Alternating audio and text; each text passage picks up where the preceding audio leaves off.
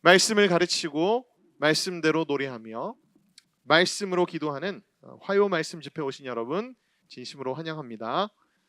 우리 오늘 함께 또 하나님께서 우리에게 주신 또 말씀 본문을 함께 공부하고 또 우리의 삶에 또 깊이 적용해보고 또 하나님께 간절히 기도하는 시간을 가지기를 소망합니다. 오늘은 이사야서 강론 이제 21번째 시간이고요.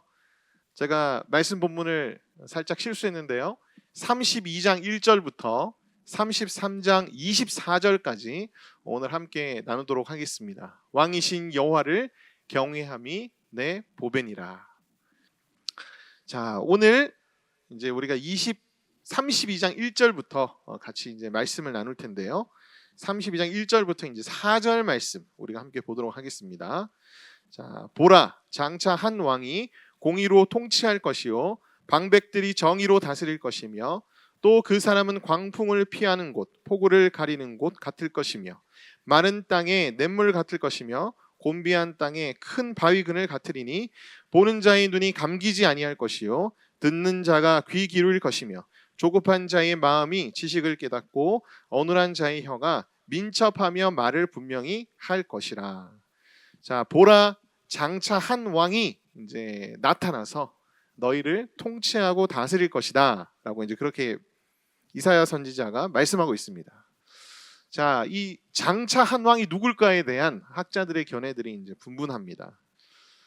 이 이사야 선지자가 활동했던 시기 그리고 이후의 시대에 아주 성군으로 그렇게 일컬음을 받았던 히스기야 왕 또는 이제 요시야 왕이 아닐까라는 그런 학자들의 견해도 있지만 사실 대부분의 학자들은 메시아 왕 예수 그리스도가 분명하다라고 말합니다. 신약적인 관점에서 봤을 때 메시아의 임재와 통치를 묘사했던 단어들이 바로 이 1절부터 이제 계속해서 이제 등장을 하기 때문에 메시아 왕이 분명하다고 보는 것이 이제 올바른 더 정확한 해석이라고 할 수 있을 거예요. 통치의 기준은 무엇이냐? 바로 공의와 정의로 통치하고 다스릴 것이다 라고 말하고 있습니다. 공의는 하나님의 뜻을 말하죠. 하나님의 뜻으로 기준을 삼아 하나님의 뜻대로 이 땅 가운데 통치하고 다스리는 그런 정의를 행하실 것이다. 누가? 메시아 왕이 그렇게 행할 것이다. 근데 이 메시아 왕이 이제 통치하고 다스리기 시작하면 이 메시아 왕이 어떤 역할을 할 것이냐에 대해서 이제 2절 말씀에 4가지 정도로 기록되어 있습니다. 첫 번째는 뭐냐면 광풍을 피하는 곳이고, 두 번째는 폭우를 가리는 곳, 세 번째는 마른 땅의 냇물 같을 것, 네 번째는 곤비한 땅의 큰 바위 그늘이라고 되어 있는데요. 자, 첫 번째 광풍을 피하는 곳은 이제 피난처겠죠. 피난처가 될 것이고, 두 번째 폭우를 가리는 곳은 이제 폭우로부터 이제 보호하신다. 보호자. 그 다음에 마른 땅에 냇물 같을 것, 그러니까 공급하시며 우리의 생명을 새롭게 하시는 그런 분이시다. 그 다음에 곤비한 땅에 큰 바위 그늘 같을 것이다. 요즘 너무 덥죠. 이제 폭염주의보가 계속해서 뜨는데 이제 제가 그늘에 들어가도 조금 시원하더라고요. 그러니까 이제 곤비한 땅에 큰 바위 그늘, 그러니까 안식처가 되시는 분이 바로 우리의 메시아 왕 예수 그리스도다. 그렇게 이제 성경 말씀에 기록하고 있습니다. 이 메시아 왕으로 인해서 하나님의 백성들에게 주어지는 축복들이 3절, 4절에 4가지 정도 기록이 되어 있습니다. 보는 자의 눈이 감기지 아니할 것이요 듣는 자가 귀 기울일 것이며 조급한 자의 마음이 지식을 깨닫고 어눌한 자의 혀가 민첩하여 말을 분명히 할 것이라. 총 4가지가 기록이 되어 있는데요. 자, 첫 번째부터 보도록 하겠습니다. 자, 보는 자의 눈이 감기지 아니할 것이다. 여러분, 하나님의 백성들은 볼 수가 없는 자들이었어요. 볼 수가 없는 자들이었지만 메시아 왕께서 통치하시고 다스리시자 이들이 어떻게 되었을까요? 보는 자가 된 거예요.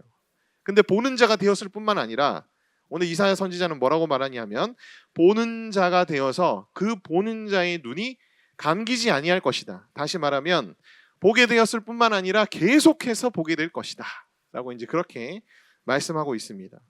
하나님의 임재를 직시하게 되고 또 하나님의 뜻을 알게 되는 그런 모든 의미들이 이제 이 속에 담겨 있다고 할 수 있겠죠.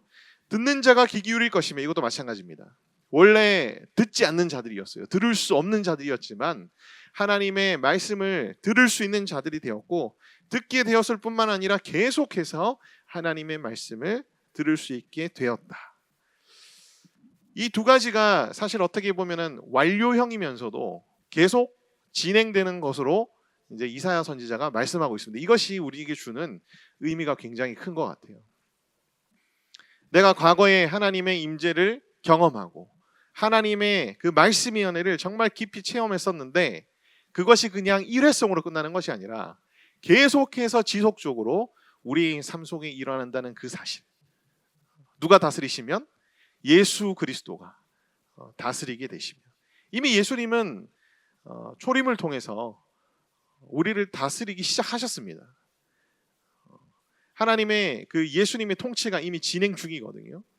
그러니까 하나님의 백성들도 보고 듣는 자들이 생기기 시작하고 또 계속해서 하나님 앞에 나아가면서 이제 보고 듣는 일들이 이제 지속이 된다.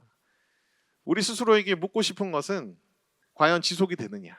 여기 계신 분들은 아마 봤을 것이고 들었을 거예요. 그러니까 화요일날 저녁에 여기 나와 있지. 근데 그것이 계속 우리 속에 진행이 되고 있는가에 대해서는 우리가 아마 스스로 좀 문제의식을 가지고 있지 않을까라는 그런 생각이 듭니다. 한편으로는 여러분들이 또 지속시키기 위해서 이 자리에 나오지 않았을까라는 그런 생각도 있습니다. 하나님께서 여러분 모두에게 약속하신 이 은혜를 정말 풍성히 허락해 주시기를 소망합니다. 세 번째로 조급한 자의 마음이 지식을 깨달았다. 조급한 자는 이제 원어적으로 보면은 경솔한 자입니다. 한 귀로 듣고 한 귀로 이제 흘려버리는 자. 여러분 예전에 우리가 예수님을 믿은 뒤에도 사실 설교 시간이 되면 어때요? 그냥 졸리고 무슨 말하는지 잘 모르겠고 한 귀로 듣고 한 귀로 흘리지만 여러분 하나님의 은혜가 우리에게 계속 주어지고 또 우리가 성장하면서 이제는 우리가 한 귀로 듣고 한 귀로 흘리지 않죠. 점점점 하나님의 말씀에 빠져들게 되고 그 말씀이 무슨 의미인지 더 깊이 우리가 이해하기 시작하게 되는 거예요. 이게 예수님의 통치와 다스림이 시작된 자들에게 주시는 하나님의 축복이라는 것입니다. 어눌한 자의 혀가 민첩하게 되어 말을 분명히 할 것이다. 자, 민첩하게 되었다라는 이 뜻은 뭐냐면 끊임없이 흐르는 어떤 액체를 의미하는 그런 단어예요. 그러니까 어눌한 자의 혀가 민첩하게 되었다는 말은 뭐겠습니까? 청산유수처럼 말을 하게 되었다는 것을 의미합니다. 저는 개인적으로 그 대인공포증이 있었던 사람이었거든요. 사람들이 조금 많은 곳에 가면은 완전히 얼어버리고 사실 말을 잘 못하는 그런 사람이었어요. 어렸을 때부터. 그래서 저희 어머니가 초등학교 때부터 저를 뭘 시켰냐면은 그 구연 동화를 시켰습니다. 그러니까 사람들 앞에 나가서 이제 구연 동화하는 거. 근데 뭐 그걸 아무리 해도 사실 사람들 앞에 나가면 다 입이 얼어버리고 그냥 멈춰버리고 이제 그런 일들이 중학교 때까지도 아마 계속됐던 것 같아요. 근데 많은 시간이 흐르고 또 저도 여러 하나님의 은혜들을 이제 경험하면서 지금은 제가 사실 청산유수처럼 하고 있는지는 잘 모르겠습니다. 그러나 예전처럼 사람들 앞에 서서 말하면서 울거나 멈춰서 아무 말도 못하거나 하지는 않는 것 같아서 정말 하나님께 감사해요. 하나님께서 제게 주신 그런 축복인데 사실 나아가서 또 하나님께서 더 은혜를 많이 주셔가지고 청산유수처럼 이렇게 설교도 정말 잘하고 그런 사람이 되었으면 좋겠다라는 그런 생각은 듭니다. 근데 어쨌든 감사해요. 네.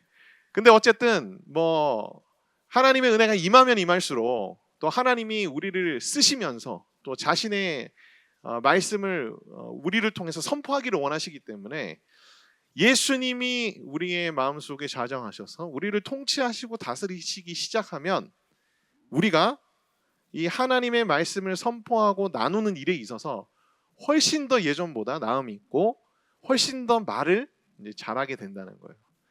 제가 이제 함께 동역했던 친구들 중에 정말 이렇게 주위 사람들에게 말도 잘 못하고 그 다음에 뭔가 교제하는 것도 되게 힘들어하던 그런 친구들이 뭐 제자반 받고 이제 소그룹 리더로 여러 번 이제 몇 년을 섬기면서 진짜 굉장히 나아지는 그런 친구들 많이 봤거든요.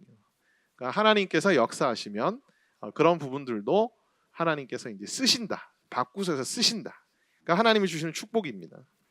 사도들도 마찬가지였습니다. 사도들 중에서 뭐 좀 학식이 있고 그다음에 말을 잘하는 사람들도 있었지만 학자들은 대부분 이제 이 예수님의 12 제자 사도들에 대해서 그 배경들을 살펴보면 막 청산유수처럼 그런 대중들을 앞에 놓고 뭔가 그들을 감복시킬 정도의 어떤 그 당시의 그리스 철학사들처럼 그렇게 훈련되지도 못했고 그렇게 말을 잘하는 세련되게 하는 그런 사람들도 아니었지만 성령께서 임하셔서 사람들 앞에서 복음을 선포하니까 3,000명이나 더 되는 사람들이 눈물을 흘리며 회개하며 세례받는 역사가 일어나고, 그죠? 그 다음에 오순절 성령 강림 날, 심지어는 자기도 알지 못하는 외국어가 터지면서 그 외국어로 그 당시에 예루살렘에 모였던 수많은 각 나라의 외국인들에게 하나님의 큰 일을 선포하는 그런 일들도 있었습니다. 그러니까 하나님께서 예수님을 통해 우리를 통치하시고 다스리시면 우리의 입술도 이제 변화가 된다. 이것이 하나님의 축복이라는 거죠. 그러니까 여러분들이 이러한 축복들을 받고 있는가? 그러니까 꽤 오랜 시간을 살펴보셔도 좋고요. 짧은 시간을 살펴보셔도 좋고, 정말 내가 보게 된 것 같고, 여러 번 이제 계속 보는 것 같고, 듣게 된 것 같고, 여러 번 이제 계속 듣게 되는 것 같고, 그 다음에 깨닫게 되고, 하나님의 말씀을 점점점 알아듣게 되고, 그 다음에 하나님의 말씀을 가르치며 선포하는 데 있어서 내 혀가 예전과는 다르게 조금 더 풀린 것 같다. 여러분들은 이제 예수님의 통치와 다스림을 받고 있는 자다. 그렇게 이제 우리가 역으로 생각해 볼 수도 있을 겁니다.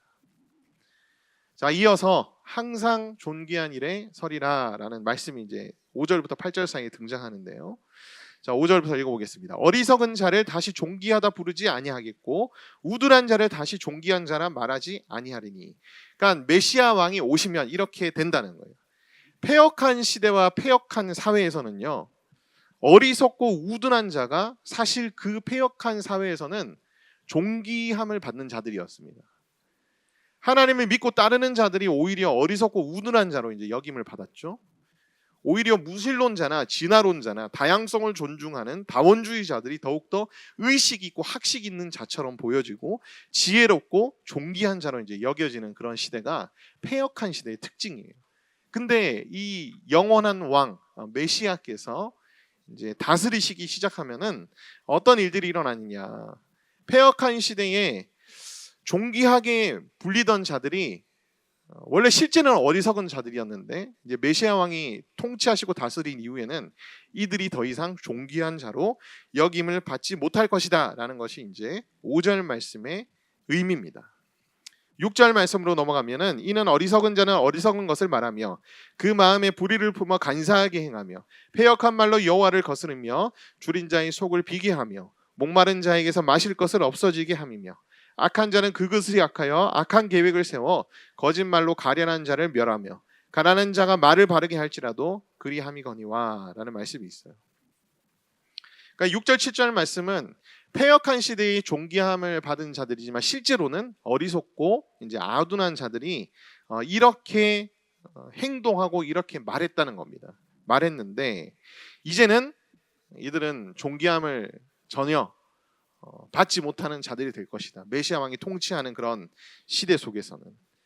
그러면서 8절 말씀에 아주 중요한 말씀을 기록하고 있습니다. 존귀한 자는 존귀한 일을 계획하나니 그는 항상 존귀한 일에 서리라. 너무나 합당한 말이지 않아요? 존귀한 자는 존귀한 일을 계획하고 그 존귀한 일에 항상 서게 된다. 그러니까 패역한 시대는 분별할 수가 없고 그냥 겉모습을 가지고 이 사람이 얼마나 가치 있는 사람인가를 따지기 때문에 그 사람이 존귀한 일을 계획하지 않고 악한 일을 계획할지라도 사람들은 그 사람을 존귀한 사람으로 이제 여겼는데 메시아 왕이 통치하시면 그 모든 거짓이 다 벗겨지고 그래서 존귀한 자는 존귀한 일을 계획하고 존귀한 일에 항상 서게 되는 자들이 바로 존귀한 자들이래. 역으로 보면 너희들이 알 수 있다. 어떤 사람이 존귀한 자인지 너네가 이제 알게 될 것이네. 그렇게 얘기하고 있습니다. 존귀한 일은 무엇입니까? 바로 그 앞절에 보면은 가난한 자를 돕고 하나님의 뜻대로 정의롭고 거룩하게 살아가는 자들이 존귀한 일입니다. 구제하며 하나님의 뜻을 이 땅에 이루며 거룩을 지키고 순결하게 살아가는 것이 바로 이제 존귀한 일이에요. 그러니까 이 일을 계속 해내는 사람들이 존귀한 사람들입니다. 존귀한 사람들이고, 존귀한 자는 항상 존귀한 일에 서리라. 자, 이 말씀은 무슨 뜻이냐면 항상 존귀한 일에 서리라. 그러니까 어떠한 상황일지라도, 어떠한 공격이 있더라도, 어떠한 손해가 있더라도 항상 존귀한 일. 그러니까 멈추지 말고 흔들리지 말고 항상 존귀한 일이 뭐라 그랬죠? 가난한 자들을 돕고, 그 다음에 하나님의 뜻대로 순종하며 거룩과 순결을 지켜내는 그런 자들, 계속 그 일을 해내는 사람들, 그런 사람들이 바로 이제 항상 존귀한 일에 서는 존귀한 자다. 그러니까 앞서 말씀드린 것처럼 영원한 왕이 오시면 그가 우리의 피난처이며 보호자이시며 안식처가 되시고, 그 다음에 하나님의 백성들을 이렇게 변하게 하시는 축복들을 우리에게 허락해 주시는데, 이제 우리는 존귀한 자가 된 것이니 어떻게 해야 된다? 항상 존귀한 일에 서는 자들이 되어야 된다라고 이제 이사야 선지자가 이어서 말씀하고 있는 것입니다.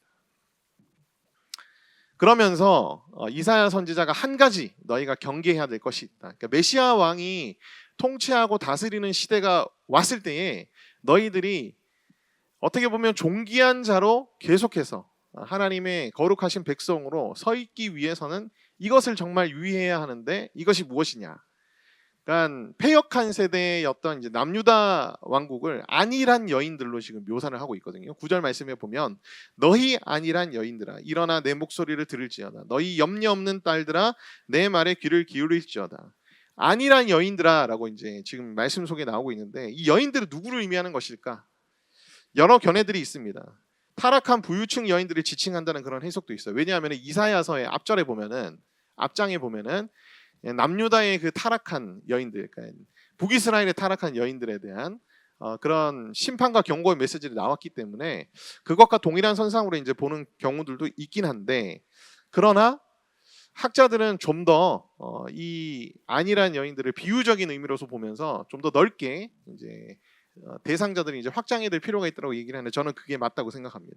왜냐하면 성경에서는 종종 이 하나님의 백성들을 향해서 나의 딸들아, 시온의 딸들아, 예루살렘의 딸들아, 유다의 딸들아 이렇게 표현을 하거든요. 그래서 이제 여기에 나오는 여인들아라는 말씀은 이제 하나님의 백성들, 하나님의 권속들을 통칭하는 어떤 그런 비유적인 표현으로 보는 것이 좀 성경 전체적으로 봤을 때는 적합하지 않을까, 그런 학자들의 견해가 있습니다. 저도 그게 맞다고 생각해요. 따라서 여러분들이 이제 이 안일한 여인들에 대한 경고의 메시지들은 하나님의 백성들, 그러나 패역한 길을 겪고 있는 하나님의 백성들을 이제 안일한 여인들로 묘사하는 걸로 여러분들 이해하시면 될 것 같습니다. 근데 이제 이 여인들에 뭐가 붙었죠? 수식어가 안일한이라는 단어가 붙었습니다.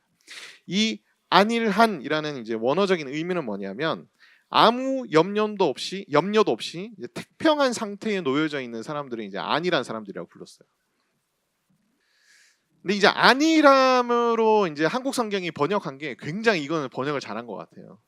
우리가 평안이라는 말도 있지만 안일이라는 표현은 조금 이제 부정적인 뉘앙스의 의미잖아요. 안일이라는 표현은 되게 부정적인 의미의 뉘앙스인데, 이 원어적인 의미뿐만 아니라 이제 맥락적인 의미를 한국어로 번역하면서 안일이라고 표현한 걸 굉장히 번역이 잘 된 것 같습니다. 이 안일의 사전적인 정의는 뭐냐면 편안함만을 추구한 나머지 현실을 회피하는 것에 대해서 비판적으로 표현한 것이 안일함이에요. 안일함. 이게 이제 한국어 그 사전의 사전적인 정의입니다.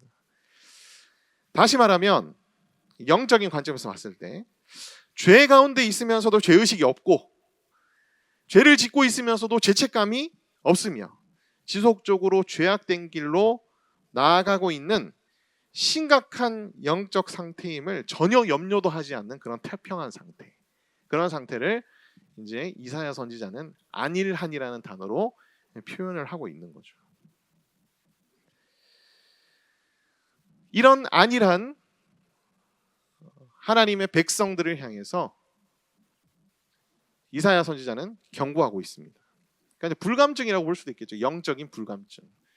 우리의 심각함으로 여기지 않고 아무 문제가 없다고 여기며 그냥 태평하게 편안하게 그냥 있는 거예요. 10절부터 14절 말씀을 쭉 보면 너희 염려 없는 여자들아, 1년 남짓 지나면 너희가 당황하리니 포도 수확이 없으며 열매 거두는 일이 이르지 않을 것임이라. 너희 아니란 여자들아 떨지어다. 너희 염려 없는 자들아 당황할지어다. 옷을 벗어 몸을 드러내고 배로 허리를 동일지어다. 그들은 좋은 밭으로 인하여 열매 많은 포도나무로 인하여 가슴을 치게 될 것이니 내 백성의 땅에 가시와 찔레가 나며 희락의 성음 기뻐하는 모든 집의 날이니 대저 궁전이 폐한 바 되며 인구 많던 서금은 정박하여 오벨과 망대가 영원히 구렬이 되며 들나귀가 즐기는 곳과 양떼의 초장이 되려니와. 10절 말씀에 보면 일정 기간이 지나면 이러한 심각한 상황들이 너희에게 벌어질 것이다 라고 이제 지금 이사야 선지자가 말씀하고 있습니다. 그러니까 우리가 안일한 상태에 이제 빠져 있을 때 당장 즉시 뭔가 이런 심각한 문제들이 나타나지는 않는다는 거예요. 아무 일도 없고 그래서 아무 문제도 없는 것처럼 여겨지다가 어느 시간이 지나고 나서부터는 와, 이거 뭐 되돌릴 수 없을 정도로 엄청난 지금 상황들이 이제 벌어지게 된다. 그러니까 이제 안일함이라는 것이 그만큼 무섭다는 겁니다. 안일함으로 인해서 하나님께서 징계하시고 안일함으로 인해서 이 하나님의 백성들의 심각한 결과를 맞이하게 된다. 그래서 우리는 이 안일함이라는 것을 경계해야지만 이 메시아 왕, 영원한 왕 예수 그리스도의 그 통치와 다스림 안에서 온전히 거할 수 있다는 것을 우리가 기억해야 할 줄 믿습니다. 자, 이어서 15절 말씀부터는 위에서부터 부어주시는 영에 대한 그런 말씀이 나옵니다. 마침내 위에서부터 영을 우리에게 부어주시리니 광야가 아름다운 밭이 되며 아름다운 밭을 숲으로 여기게 되리라. 자, 위에서부터 부어주시는 영은 우리가 신약적 관점에서 봤을 때는 어떤 영을 말씀하겠어요? 성령님을 말씀하겠죠. 이 위에서부터 부어주시는 영이라는 이런 표현처럼 우리가 뭔가 성령님이 이제 물리적인 공간에서 봤을 때에 외부에서 우리의 내부로 이렇게 오시는 것 같은 그런 표현들을 우리가 지금도 종종 많이 하곤 합니다. 뭐 성령님 임재하소서라는 것도 성령님이 우리 가운데 지금 와달라는 그런 의미잖아요. 뭔가 우리가 생각했을 때는 안 계신데 뭔가 성령님께서 안 계신 곳으로 오시는 걸로 이제 우리가 그렇게 이해할 수 있습니다. 오소서 성령이 우리가 항상 집회 마지막 날 찬양하잖아요. 성령님이여 우리에게 오시옵소서. 마치 우리에게 성령님이 없어서 성령님이 우리에게 와달라는 것처럼 그렇게 뭔가 이해하기가 좀 쉬운 표현인 것 같긴 해요. 근데 이제 이런 성령님 임재해 달라는 표현이나 성령님 오시옵소서 이런 표현은 사실 우리가 문학적인 표현 혹은 시적 표현으로 여러분들이 이해하셔야 됩니다. 그냥 문자적인 표현으로 우리가 받아들이게 되면은 성령님에 대해서 굉장히 왜곡된 그런 인식을 가질 수가 있거든요. 신약 시대의 하나님의 백성들에게는 이미 성령님이 내주하고 계세요. 우리 안에 계세요. 이미 임재해 계세요. 임재해 계시기 때문에 성령님이 임재해 주시옵소서 오소서 성령이요를 문자적으로 적용을 해버리면은 이게 이제 뭔가 잘못된 인식을 하게 될 수 있습니다. 내 속에 이미 임재하시고 내 속에 계신데 내 속에 와달라고 임재해달라고 그럼 내 속에 없는 건가? 이제 이렇게 오해할 수 있거든요. 그래서 이제 이런 표현들은 문학적 표현이나 이제 시적 표현으로 여러분들이 이제 이해하시는 것이 중요합니다.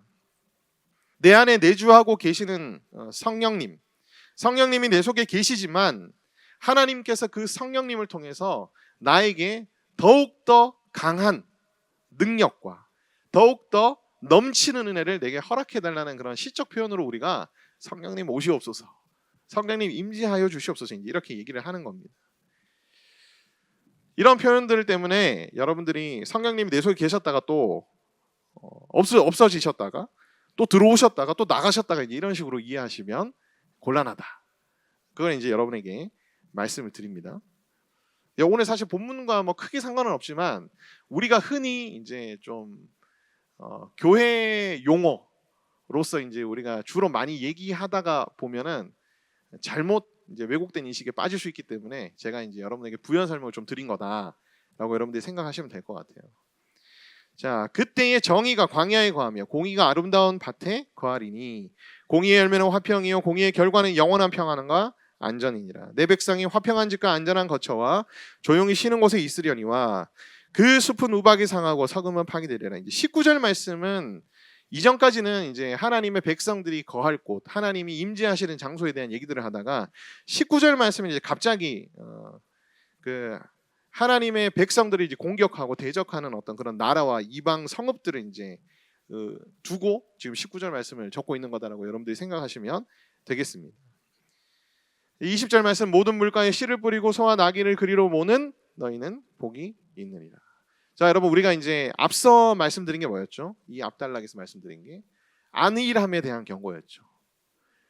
이 안일함을 어떻게 타파할 수 있을까 그러면? 여기에 대한 답으로 이사야 선지자가 말씀한 것이 뭐냐면 위로부터 부어주시는 영이라는 거예요. 성령님이 우리 속에 충만하게 역사하시면 우리가 어떻게 될 수 있다? 이 안일함을 타파할 수 있고 영적인 불감증을 벗어던지고 더욱더 민감한 자세로 하나님 앞에 서 있을 수 있으며 죄로부터 떠나고 거룩하게 살기 위해서 우리가 노력하는 사람이 될 수 있다. 그래서 이제 앞서 말씀드린 이 안일한 여인들이 되지 않기 위한 해답이 뭐겠습니까?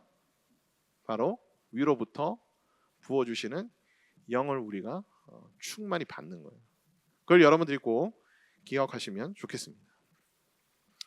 자, 이제 33장으로 넘어가겠습니다. 오늘은 시간이 굉장히 빨리 가는 것 같아요. 자, 1절 말씀. 너 학대를 당하지 아니하고도 학대하며 속이고도 속임을 당하지 아니하는 자여 화 있을진저. 내가 학대하기를 그치면 내가 학대하기를 당할 것이며 내가 속이기를 그치면 사람이 너를 속이리라. 여호와여 우리에게 은혜를 베풀어 주소서. 우리가 주를 앙망하오니 주는 아침마다 우리의 팔이 되시며 환난 때에 우리의 구원이 되소서. 자, 학대를 당하지 아니하고도 학대하며 라는 표현은 뭐냐면 이 학대하다는 표현은 이제 파괴시키다, 멸망시키다 이제 이런 뜻입니다. 그러니까 학대를 당하지 않았는데 상대방을 이제 학대한다는 거예요. 그러니까 내가 공격을 당한 적이 없는데 공격을 하는 자들이라는 거예요. 내가 속임을 당한 적이 없는데 배신 당한 적이 없는데 배신하는 자들이라는 겁니다. 그러니까 이 사람들은 누구냐 하면은 이제 이 이사야 선지자가 활동하던 시대에 아수르라고 여러분들이 생각하시면 되겠습니다. 이 남유다가 아수르의 침공에 풍년등화의 위기에 이제 놓이게 되잖아요. 그래서 이제 그 상황들 그 배경 속에서 지금 20장 후반 때부터 30장 초반 때까지 계속 이제 우리가 이야기가 진행되고 있다는 것을 지난 시간들 지지난 시간들에 오신 분들은 아마 익히 아리라 생각합니다. 그러니까 이제 아수르라고 여러분들이 생각하시면 돼요. 이들이 화 있을진저 심판받게 될 것이다. 내가 학대하기를 그치면 내가 학대를 당할 것이며 내가 속이기를 그치면 사람이 너를 속이리라. 그러니까 남유다를 향한 배신과 공격이 어느 정도 정점에 달했을 때 하나님이 어떻게 하신다는 거예요? 이 아수르를 파멸시키시죠. 그리고 아수르가 사람에게 배신을 당하게 될 것이다. 그래서 실제로 그 역사를 보면은 히스기 왕 시대에 예루살렘을 포위했던 나머지는 이제 거의 다 파괴시킨 이 아수르 왕 사네립이 이제 하나님의 그 역사로 인해서 모든 군사들을 잃고 도망쳐가지고 결국은 자기의 왕국으로 돌아가서 두 아들에게 배신당해서 죽임을 당합니다. 그러니까 이제 속이기를 그치면, 그러니까 이제 남유다를 배신을 했죠. 침공하지 않기로 해놓고 침공을 한 거예요. 남유다를 배신했을 때 사람이 너희를 배신할 것이다. 이제 그렇게 이사야 선지자가 얘기한 것이 나중에 이제 성취되고 이루어진다라고 여러분들이 생각하시면 되겠습니다. 그러니까 이러한 아수르의 공격과 그 다음에 압제들 속에서 이 남유다 백성들을 향해서 이사야 선지자가 말씀하는 거예요. 여호와여 우리에게 은혜를 베풀어 주소서. 우리가 주를 앙망하오니. 여러분 우리가 정말 사면초가 정말 어떻게 해야 될지 모르는 그런 상황 속에서 여러분 우리가 해야 할 일은 한 가지입니다. 무엇이죠? 여호와 하나님을 앙망하는 겁니다. 앙망이라는 단어는 간절히 주님을 기다리는 거예요. 간절히 주님을 기다리는 거예요. 아침마다 우리의 팔이 되시며 환난 때에 우리의 구원이 되소서. 여호와는 지극히 높으신 주이십니다. 3절 말씀 속에 이제 계속 나옵니다. 요란한 소리로 말미암아 민족들이 도망하며 주께서 일어나심으로 말미암아 나라들이 흩어졌나이다. 황충의 때같이 사람이 너희의 노량물을 모을 것이며 메뚜기가 뛰어오른 같이 그들이 그 위로 뛰어오르리라.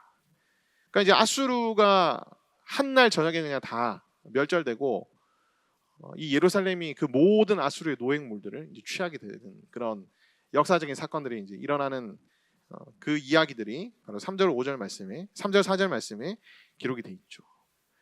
그러니까 그때가 되면 너희가 알게 될 것이다. 5절 말씀에 여호와께서는 지극히 존귀하시나니 그는 높은 곳에 거하시며 정의와 공의를 시온에 충만하게 하심이라. 내 시대에 평안함이 있으며 구원과 지혜와 지식이 풍성할 것이니 여호와를 경외함이 내 보배니라 라고 말씀하고 있습니다.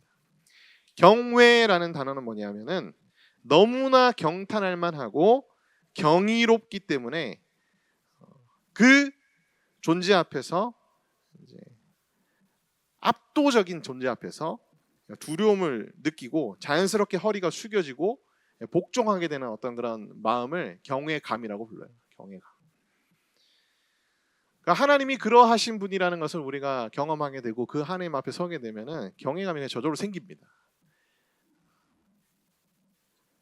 이 경외감을 여러분들이 가질 수 있다면 그것이 바로 너의 보배이다 이렇게 말하고 있어요. 너의 보배이다라는 말은 뭐겠습니까? 너가 가지고 있는 것들 중에 가장 가치 있는 것이다 라는 거예요. 너가 지금 가지고 있는 것들 뭐 돈도 가지고 있고 뭐 이것도 가지고 있고 자동차도 가지고 있고 뭐 명품백도 가지고 있고 다 가지고 있겠지만 너가 가지고 있는 것들 중에서 가장 보배로운 것이 뭐냐? 여호와를 경외하는 마음이다 라고 이사야 선지자가 얘기합니다. 여러분에게 경외감이 좀 없거나 경외감이 부족하다면 이 압도적인 존재이신 정말 경탄할 만하며 경이로운 존재이신 하나님을 경험할 때 여러분 마음속에 경외감이 생기게 됩니다. 그러면 어떤 일들이 일어나느냐?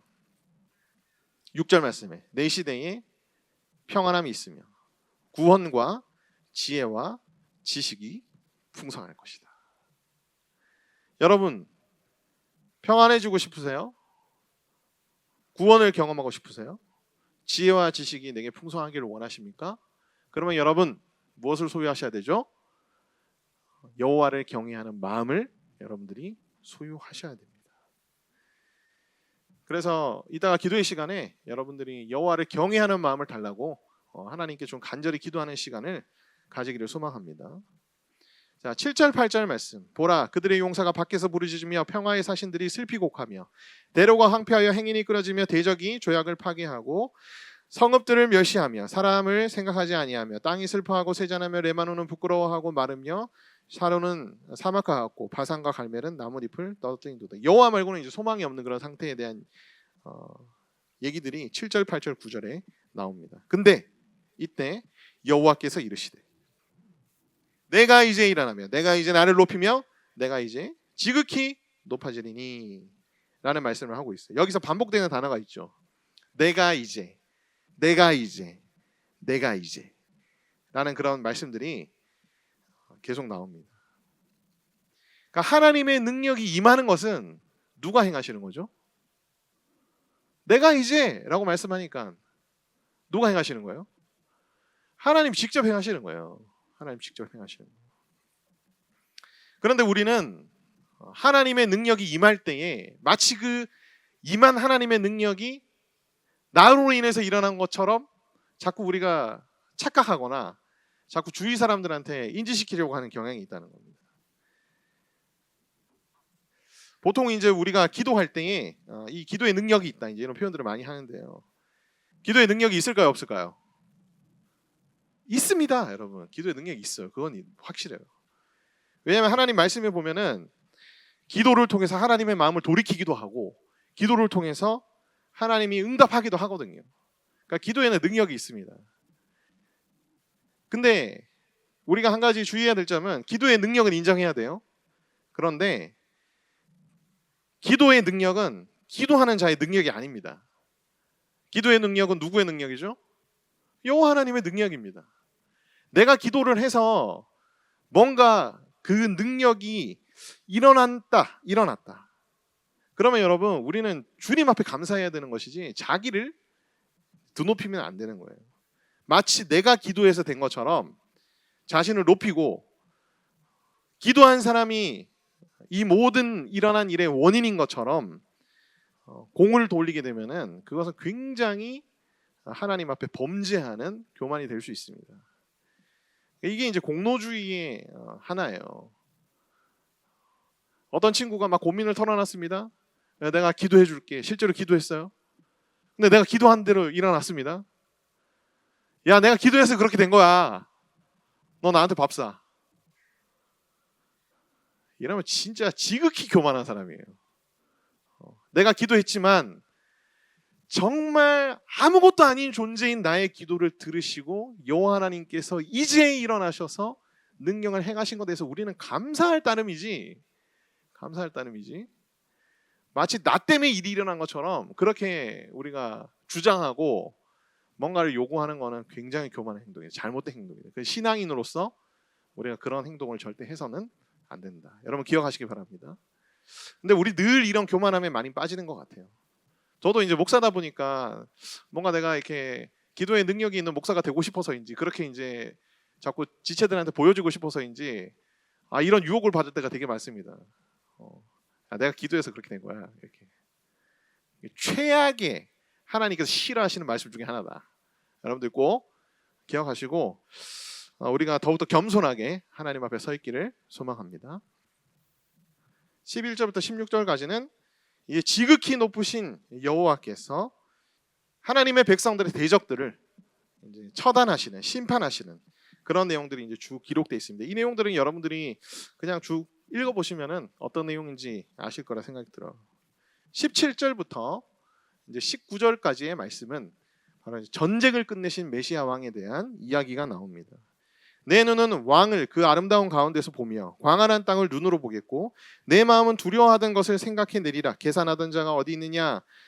공세를 계량하는 자가 어디 있느냐? 망대를 계수하는 자가 어디 있느냐? 내가 강포한 백성을 보지 아니하리라. 그 백성은 방언이 어려워 내가 알아듣지 못하며 말이 이상하여 내가 깨닫지 못하는 자니라. 아수르 사람들, 바벨론 사람들 다 이제 이스라엘 백성들에게 있어서는 알아듣기 어려운 그런 말을 쓰는 백성들이었거든요. 하나님께서 내가 두려워하던 것들이 어디 있느냐? 없지 않느냐? 하나님의 백성들을 대적하는 이방 나라들이 보이지 않지 않느냐? 여러분 우리 속에 두려워하는 것들이 있습니다. 그것이 실제로 어떤 사물이 되었든 어떤 상황이 되었든 무엇이든 우리 안에 두려워하는 것들이 있는데요. 우리의 왕이신 메시아께서 우리를 통치하고 다스리시면 모든 두려움이 사라지고 우리가 기뻐하며 즐거워하게 될 것이다. 믿습니까 여러분? 우리가 두려워하는 것들이 있다면 하나님께 그 부분들을 좀 아뢰이고 또 하나님 우리의 마음을 다스려 달라고 기도하는 시간이 되었으면 좋겠습니다. 이제 마지막이에요. 20절부터 24절. 우리 절기의 시온성을 보라. 내 눈이 안정된 처소인 예루살렘을 보리니 그것은 옮겨지지 아니할 장막이라. 그 말뚝이 영영이 뽑히지 아니할 것이요 그 줄이 하나도 끊어지지 아니할 것이며 여호와는 거기 위엄 중에 우리와 함께 계시리니 그곳에는 여러 강과 큰 호수가 있나 노 젓는 배나 큰 배가 통행하지 못하리라. 대저 여호와는 우리의 재판장이시오 여호와는 우리에게 율법을 세우시니요 여호와는 우리의 왕이시니 그가 우리를 구원하실 것임이라. 자 여기 보면 시온성 이꼴 예루살렘 이꼴 옮겨지지 아니할 장막으로 이제 20절 말씀에 기록이 되어 있습니다. 자 이렇게 그 시온과 예루살렘과 옮겨지지 아니할 장막을 같은 곳으로 이제 보는 이유가 있어요. 마지막에 옮겨지지 아니할 장막. 장막은 무엇입니까, 여러분? 하나님이 임재하시는 곳이잖아요. 하나님이 이스라엘 백성들과 함께 하시는 곳이 장막입니다. 그러니까 이제 함께 하시는 여호와를 강조하는 그런 표현들이라고 할 수 있겠죠. 전쟁을 끝내신 메시아, 이 메시아 왕은 우리와 함께 하시는 분이시다. 이사야서에 계속해서 이 함께 하시는 여호와 하나님, 함께 하시는 메시아의 임마누엘 이제 이런 그 교훈들이 계속해서 등장을 합니다. 자, 21절 말씀에 보면 함께 계시니까 그곳에는 무엇이 있다? 여러 강과 큰 호수가 있으나 노젓는 배나 큰 배가 통행하지 못하리라. 자, 강과 호수로 둘러싸인 천연의 요새라는 겁니다. 이 천연의 요새인데 적의 함대와 배가 다니지 못한다는 거예요. 그래서 이 시온 예루살렘 옮겨지지 아니할 장막은 어떤 곳이다? 완전히 안전한 곳이다. 그래서 예루살렘에 대한 표현이 20절 말씀에 보면 안정된 초소라고 나오죠. 안정된 초소. 그러니까 우리를 공격할 수 있는 것들이 아무것도 없다는 거예요. 여호와는 우리의 재판장이시며 율법을 세우신 이며 왕이시며 구원자시다. 그러면서 이 재판장이시며 율법을 세우신 이며 왕이시며 구원자이신 여호와께서 어떻게 하실 것이냐. 24절 말씀. 그 거주민은 내가 병들었노라 하지 아니할 것이라. 육적인 문제, 육체적인 문제를 어떻게 하신 거죠? 해결하신 거예요. 그러면서 뒤에 보면은 거기에 사는 백성이 무엇을 받으리라? 사죄함을 받으리라. 영적인 문제가 모두 해결이 된 거죠. 자, 우리의 왕이시며 우리를 통치하시고 다스리시는 여호와께서는 우리의 모든 육체적 문제와 영적인 문제를 해결해 주시는 분이시다. 영원한 생명을 우리에게 주시고 우리의 모든 죄의 문제들을 사죄해 주심으로써 우리를 구원하시는 왕이시다. 누구겠습니까, 이분이? 바로 예수 그리스도다. 아멘. 그래서 우리가 늘 잊지 말아야 할 것은 이제 우리가 예수님을 구원자로서 십자가에서 우리의 죄를 대신 속죄하셔서 우리가 구원받게 해주시는 그런 구원자로서 이제 예수님도 우리가 또한 기억해야 하지만 항상 우리는 예수님에 대해서 잊지 말아야 될 또 다른 그런 예수님의 역할이 뭐냐면 바로 왕이시자, 통치자시자, 다스리시는 분이시자, 그죠? 우리의 모든 문제를 해결해 주실 그런 우리의 왕이자 주인으로서의 그 역할들도 여러분들이 꼭 기억하시고 항상 우리의 구주이신 예수님 앞에 여러분들이 온전히 나아가시기를 소망합니다. 나의 영적인 상태에 대한 안일함을 타파해 주시고 영적 불감증에 빠지지 않도록 은혜를 베풀어 주시옵소서. 우리의 모든 영적, 육체적 문제를 해결해 주시는 여호와께서 우리의 모든 문제들을 해결하여 주옵소서. 위로부터 부어주시는 성령의 능력을 우리에게 충만히 허락하여 주시고 우리 속에 여호와를 경외하는 마음을 창조하여 주옵소서. 어떤 풍랑에도 멈추지 말고 항상 존귀한 일에 서게 하여 주옵소서. 아멘.